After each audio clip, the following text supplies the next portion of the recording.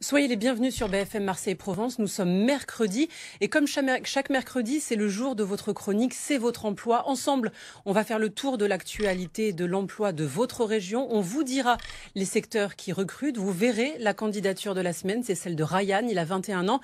Et puis on vous donnera le calendrier de l'emploi de la semaine. Pour m'accompagner comme chaque mercredi, Alexia, bonjour. Tu représentes la VARAP et notre invité du jour, c'est Emmanuel Roy. Bonjour. Bonjour. Vous êtes entraîneur de talent. On va comprendre dans quelques instants en quoi ça consiste. C'est votre emploi, ça commence maintenant avec les secteurs qui recrutent.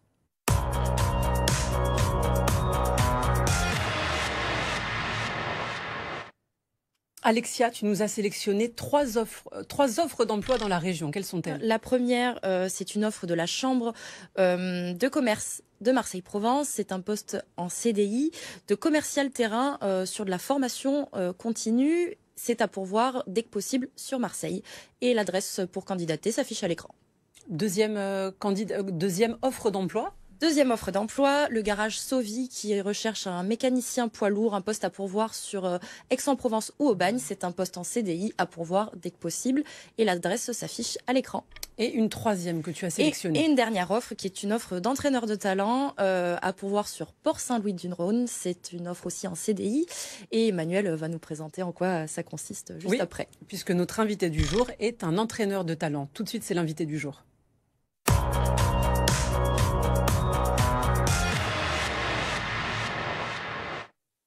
Bonjour Emmanuel Roy. Bonjour. Vous êtes donc entraîneur de talent. Pour nos téléspectateurs qui entendent ce terme pour la première fois, expliquez-nous, ça consiste en quoi votre métier?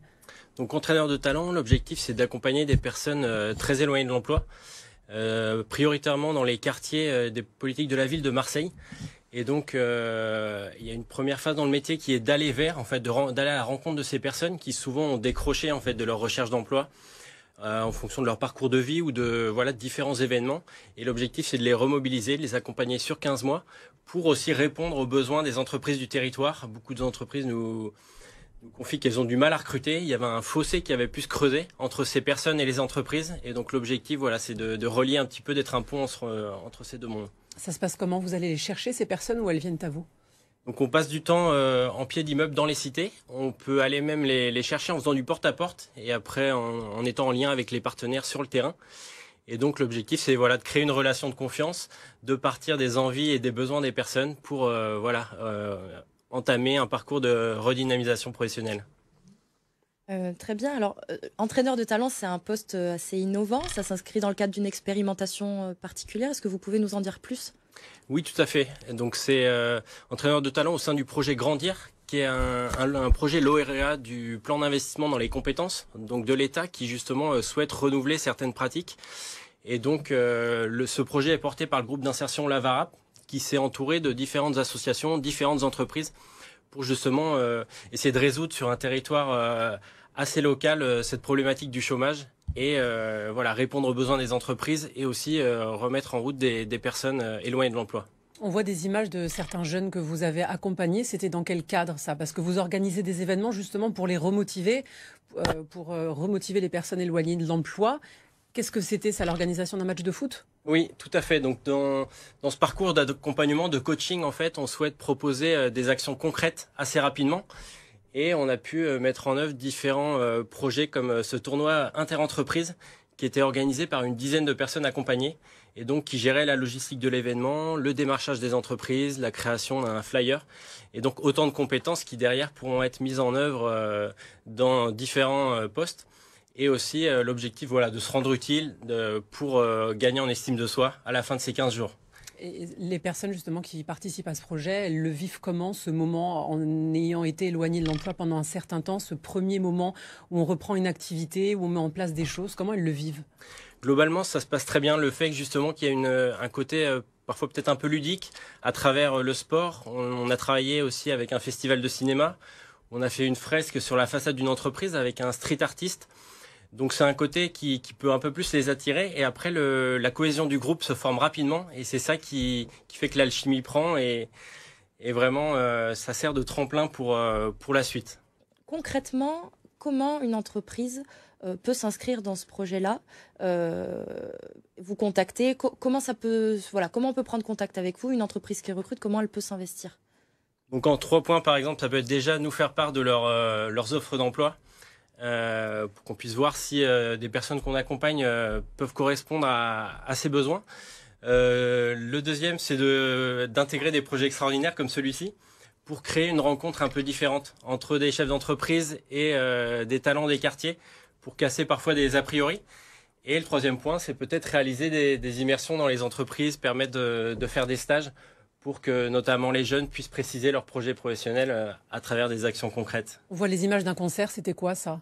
Tout à fait, donc c'est un concert d'Alonso qui a eu lieu début juillet, donc qui était réservé à des entreprises et donc qui a été organisé par une quinzaine de personnes accompagnées. Parmi elles, je peux notamment vous citer le cas de Shainez que j'ai rencontré il y a quelques mois, qui avait vraiment décroché dans ses démarches, qui rapidement s'est remobilisé, a participé à ce projet d'organisation du concert. Derrière, a fait une mission en tant qu'hôtesse d'accueil et il y a 3 semaines, elle vient d'intégrer une formation en vente qui était vraiment son domaine de prédilection. Donc on voit que ça a vraiment créé un déclic dans son parcours, le fait qu'on lui fasse confiance, ses expériences sont rémunérées, donc on leur donne les clés de par eux-mêmes avancer. Elle a quel âge? Elle a 20 ans. Est-ce que les personnes que vous accompagnez sont de tout âge? Ça peut être aussi des personnes plus âgées ou c'est seulement les jeunes? Oui, tout à fait. Beaucoup de programmes s'orientent que pour les jeunes. Nous, c'est vraiment de 18 à 60 ans. Donc voilà, quand on va à la rencontre des habitants dans les cités, on peut vraiment on essaye autant que faire se peut, personne de côté. Et donc quelqu'un qui a élevé ses enfants ou qui a arrêté sa vie professionnelle pour telle ou telle raison, nous on croit avec eux qu'ils ont des compétences, qu'ils ont des belles qualités à apporter en entreprise et donc on va aussi travailler avec elles. Et donc, comment on vous contacte? Les personnes qui sont intéressées comme Shainez, qui étaient dans la même situation et qui veulent faire partie de l'aventure, comment ils font pour vous contacter?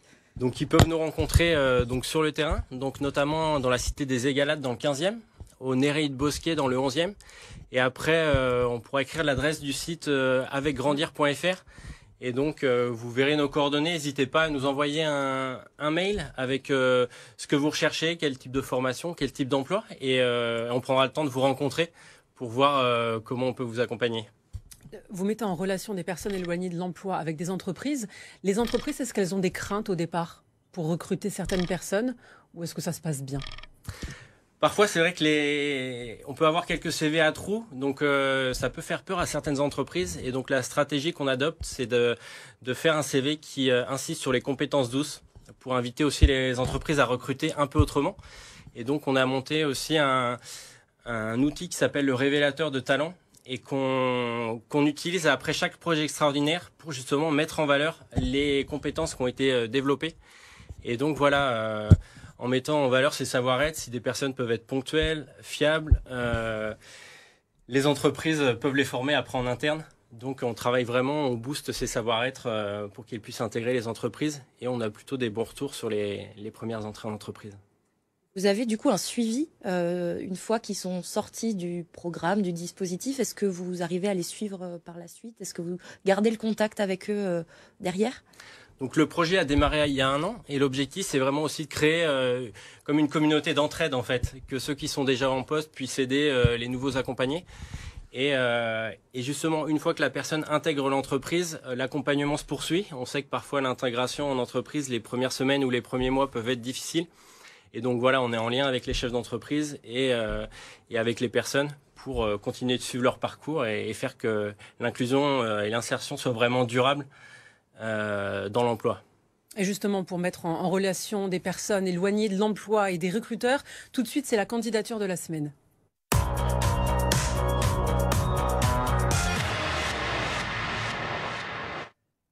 C'est Ryan, il s'appelle Ryan, il a 21 ans et il nous a enregistré un CV sous la forme d'une vidéo. On la regarde. Bonjour, je m'appelle Ryan, j'ai 21 ans, je cherche un poste en tant que clariste dans la logistique. J'ai les CACES 135, le SST, je souhaite un poste sur Marseille.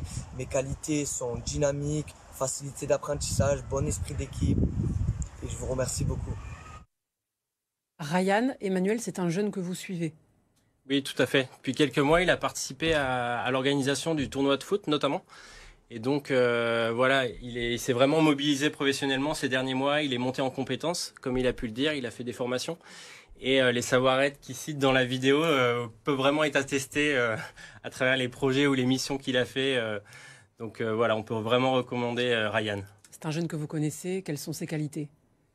Il lisait à l'esprit d'équipe. Il s'est vraiment révélé lors de l'organisation du tournoi. On a même fait un pitch en fait de présentation du projet devant une trentaine d'entreprises. Et voilà, il fallait un volontaire parmi le groupe de participants. Et il s'est présenté et le pitch s'est très bien passé.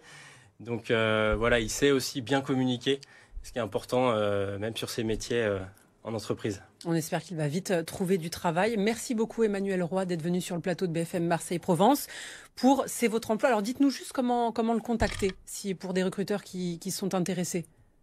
Donc vous pouvez écrire à l'adresse contact@avecgrandir.fr et donc on est en lien avec lui, on pourra faire suivre sans problème. Voilà, l'adresse Alexia qui ou apparaît à l'adresse l'écran. c'est votre emploi @lavarab.fr pour toutes les candidatures. Vous n'hésitez pas à envoyer un mail et on vous mettra en relation avec Ryan. Merci beaucoup. Merci Emmanuel Roy d'être venu sur le plateau de C'est votre emploi. On rappelle que vous êtes entraîneur de talent. Tout de suite, Alexia, tu nous donnes les rendez-vous de l'emploi de la semaine.